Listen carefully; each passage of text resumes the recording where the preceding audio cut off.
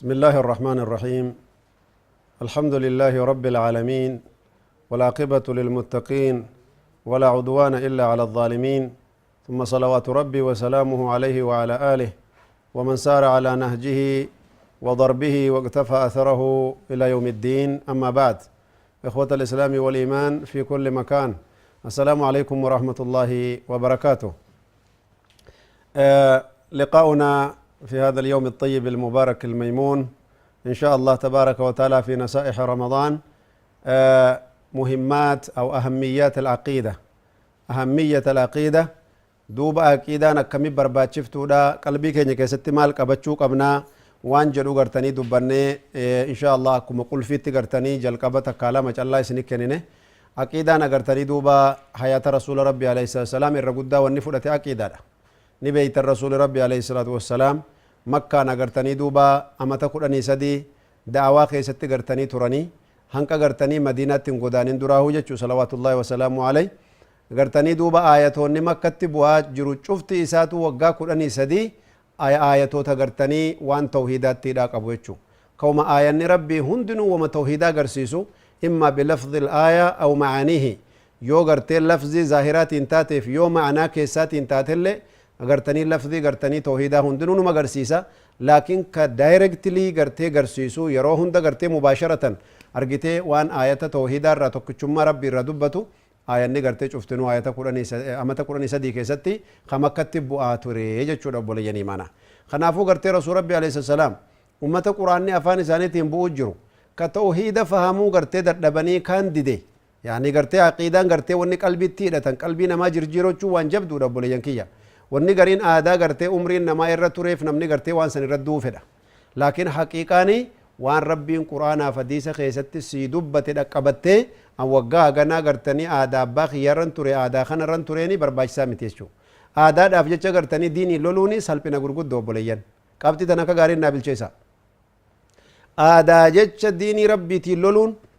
khaxiira gartanii hayaata ilma namaa keessatti akka malee khattari akka malee hamtu akka malee salphina gurguddoo obboleeyyan nasiba nama duniyaa faakiraatu duudaa beeka kanaaf yoo diiniin rabbii dhufee sihii lubbuu qabu sihii aqlii qabu diiniin rabbii dhufee kun seeraa miti shari'aa rabbiitiin faallaadha siin je na'am jedhiin alaamaa iimaana qabaachuuti allahu tabaaraka wataala yaquulu fi lqur'aan alkariim إنما كان قول المؤمنين إذا دعوا إلى الله ورسوله أن يقولوا سمعنا وأطعنا إنما كان قول المؤمنين إذا دعوا إلى الله ورسوله ليحكم بينهم أن يقولوا سمعنا وأطعنا ربي سبحانه وتعالى صفات مؤمنات الروانجي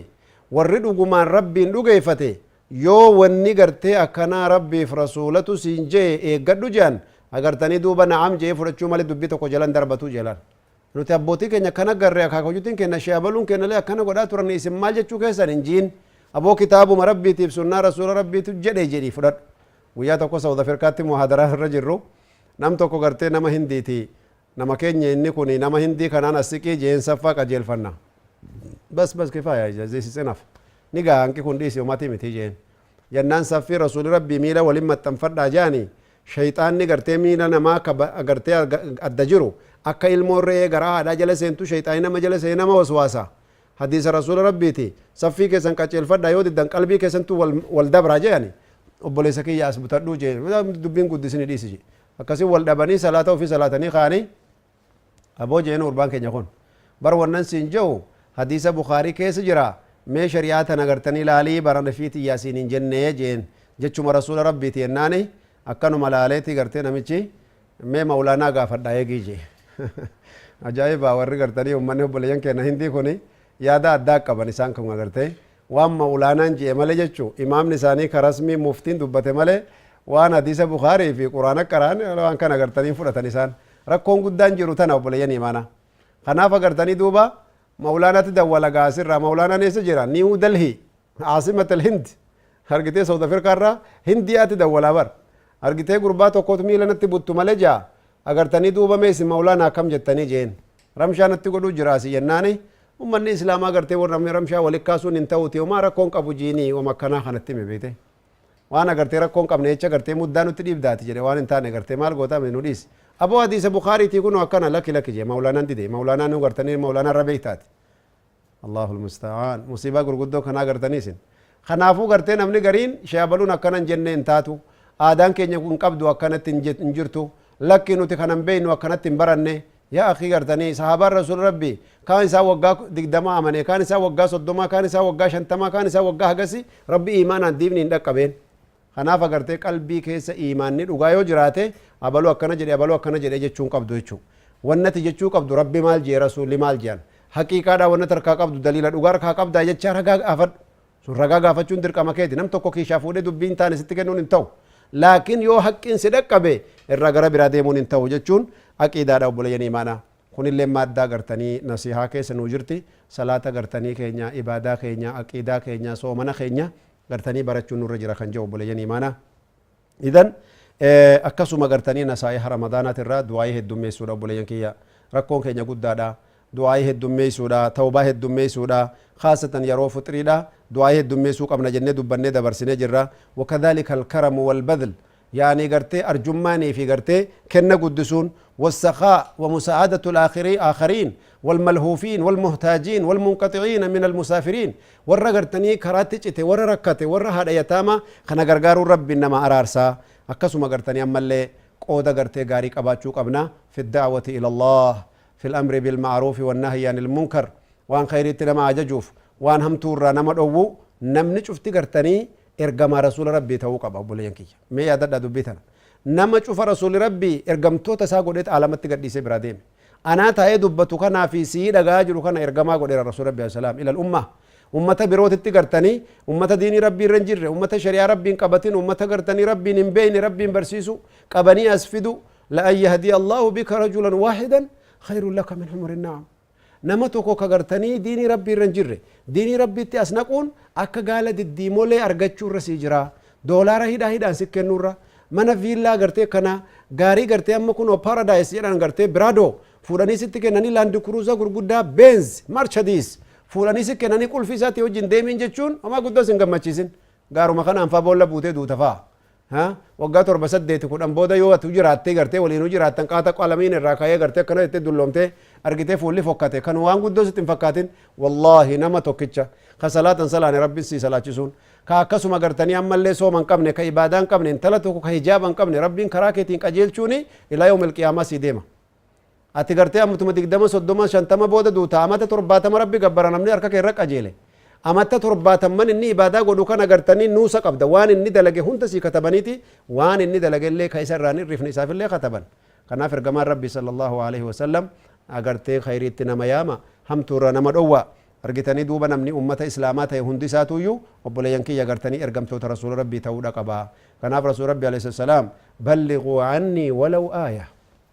يعني ولو قرتني مسألة دينية في أحكام الجنابة في أحكام كيفية وضوء رسول الله صلى الله عليه وسلم كيف ينام رسول الله صلى الله عليه وسلم متى يسافر رسول الله صلى الله عليه وسلم وكيف يخرج من المسجد وبأي رجل يقدمها أي رجل يؤخرها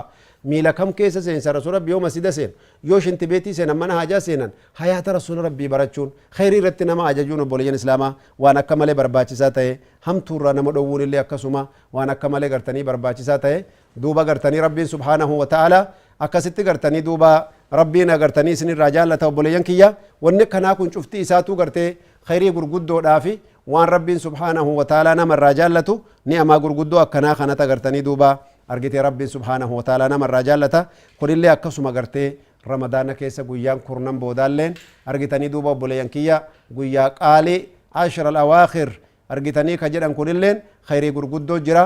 itikaafa ramadaana keessaatiin silaa gartanii duuba argitanii jajjabaannee ramadaana keessa gartee guyyaa ashra al-awaakhir keessa laylatul qadri jira obboleeyyan imaana laylatul qadri wama adraka bi laylatul qadr laylatul qadri eenyu si beeksise yaa boqessaa isin qabdu oduu isin qabdu gartanii fawaayida keessatti fadiilaa keessatti dubbannee dabarsinee jirra itikaafa gartee laylatul qadri rabbiin guddaan gartanii suuraa kaamila gartee akkasitti dubbatee dabarse yaa obboleeyyan imaanaa suuratul qadri ni beeytan suuraa gartanii darajaa suuraa ulfinaa rabbiin guddaan ليلة القدر ردبتو خملائكان سماوات تنفن والكن سنبواني دچاني لفبولاني يا ربك يا سبحان الله isaan agartanii achi dhiisanii waa'ee achi jirtu dhiisanii ibaadaa achi dhiisanii barakaa laylatul qadriitiin milkaa'uuf gad dhufanii aniifatti rafnee bullaa duuba buleeyyan halkan ashral awaakhir keessatti barbaaduun dirqama keenya jechuu kanaafuu gartanii halkan qaaliidha halkan jajjabduudha halkan yoo halkan takkitti san sii quraana qara'u jiru maalin godhuu qaba jechuun kee in oolu akkamin godhuu malee akkam ta'anii qophaa'uu qaban laylatul qadriidhaaf yaa sheekha jechuun kan keen oolu duuba wanni itti qophaa'aniin awwalan agartanii tawbataan qophaa'uu qabna akkasuma gartee obboleeyyan imaanaa ammallee gartanii haqqii namaa deebisuudhaan qophaa'uu qabna haqqiin namaa gartee akka lama tokko gartanii horii isaan agartanii nu biraa qaban amaanaa nu bira jiru ka liqeeffanne ta'uu ka nu bira kaatan taatu ka gartee osoo namni abbaan hin beekne gartee fuunee durii jalaa fudhannee nu bira jirtu taatu haqqii namaarraa qulqullaa'uu qabna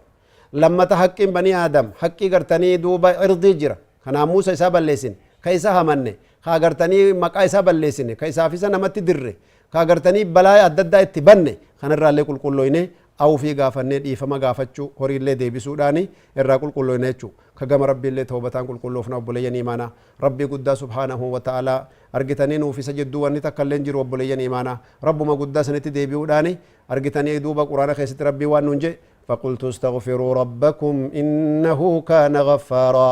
يرسل السماء عليكم مدرارا ويمددكم بأموال وبنين ويجعل لكم جنات ويجعل لكم أنهارا ما لكم لا ترجون لله وقارا لا إله إلا الله ربي سبحانه وتعالى نهاك أجل شبوليين إيمانا ميغرتي استغفار الدميسا استغفار غرتني كنا توبدا قم ربي ديبيا أغرتني قم ربي تي في سنجدو أتكن جرو رب ما كيسنا رمقا فدنون جاني جرن يا أبوليين آخرة والله تكو علماء قرتي سلفا برا دفيت روايان عبد الله بن عباس جت روايان كان له حسن البصري جتي عبد الله بن عباس برا دفني وكان حسن البصري برا دفنيت ilma dhabee rakkadhe mee gartanii duuba rabbiin naa kadha akkamin ta'uu qaba jennaan istighfaara heddummeessii jeen haya jeeti gaa istighfaara naa kennan jee qabatee gale bo tokkollee dhufeeti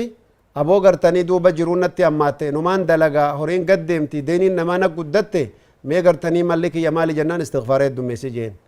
subhaanallah tokkollee dhufeet agartanii na dhukkuba akkanan ta'e maalin ta'e istighfaara heddummeessii jeen ajaa'iba rabbiiti khabira taa'u kaani sheekha jee hamichi duraa ilmaan dhabuu himate dhaba ilmaanii himate ilmaan gu'e maaliif gartanii istighfaara heddummeessii jettanii khaalilleen agartanii kun honin khasaaree balaan nabbuute miskiinummaa himate istighfaaruma himtaniifi mee akkami dubbiin kun jennaan aboo rabbii guddaatu barga waan kanaan jawaabee fi jee rakkoo jiraa hundaa'u istighfaara keessa fixee fi bar rabbiin mee eessatti jeen ka aayatan masnii qaraane kana faqultu istaghfiruu rabbakum innahu kaana ghaffaaraa laal dhaggeeffadhu dilii tanteessan rabbi isinii araarama yursili samaa alaykum midraara taajirummaa keessa jira jechuudha alghina gartanii kana keessa argattanii ni duroomtanii jeen garte lan wayumdidkum biamwaalin horii وبنين إلمان ويجعل لكم جنات ويجعل لكم أنهارا سبحان الله كان ربي سن كان نسيسا أبشر عن جنة ربين أتشو مخيس جرتجين يقول ابن القيم رحمه الله يا أبو لينكي شيخ الإسلام قدان سنغرتي وين نجي وانا جايباتي وعلما ربي نكان نسيسي تقول ابن جرا أبو غرتني جبات دا جينا غرتي دوبا هيا مال النجانين تقول استغفارا تقول لي رسول ربيتي رسول ربي ابن جرا أمانتي عليكم بالاستغفار استغفارا جباد ربي سنا سترون ونجي إن شاء الله تعالى نستغفر الله ونتوب إليه ربي كين توبة غرتني غافنا إن شاء الله كغرتي حلقة براتي ولد ديبنوتي ملكي بغمچو كسنا جرادا والسلام عليكم ورحمة الله وبركاته